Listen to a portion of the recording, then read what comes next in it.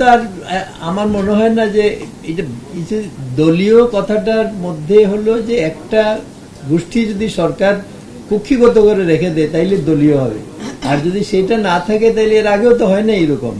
মানে এই যে এত বছর বাংলাদেশ চলতেছে, বাংলাদেশ হওয়ার পরে দলীয়করণ এর আগে এরকম করা হয় নাই, এইটাই প্রথম করা হয়েছে, এর আগে করা হয় নাই। আমিও যতদিন চাকরিতে ছিলাম আমরা তো কোনো দলের সঙ্গে কাজ করি নাই।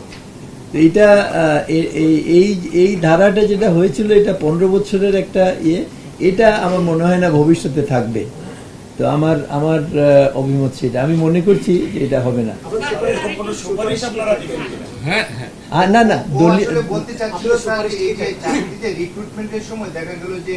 এটা তো থাকবে না, এটা তো হবে না। কারণ হলো যে চাকরিতে রিক্রুটমেন্টের ক্ষেত্রে তো এখানে একটা জিনিস আছে, চাকরিতে মানে রিক্রুটমেন্ট বিভিন্ন ব্যাপারে পুলিশ ভেরিফিকেশন একটা ম্যান্ডেটরি, এটা আমরা রিকমেন্ড করতেছি, এটা থাকবে না, কোথাও থাকবে না।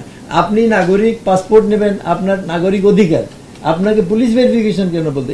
ইংল্যান্ডে পাসপোর্টের জন্য অ্যাপ্লাই করলে পোস্ট অফিসে পাসপোর্ট চলে আসে।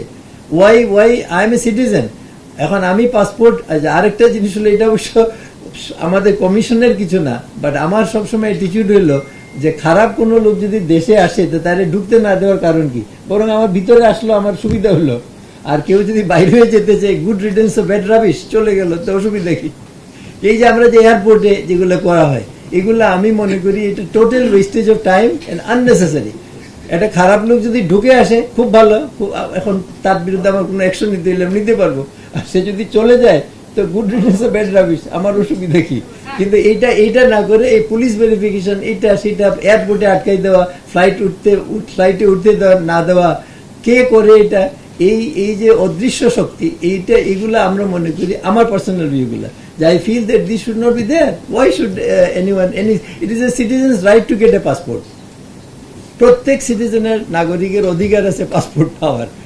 তো এইটা তো আবার হোম মিনিস্ট্রির ব্যাপারে আলাদা একটা কমিশন হয়েছে, ওনারা কি বলেছেন জানি না, কিন্তু আমাদের ভিউ হলো এটা, আমার পার্সোনাল ভিউ এটা।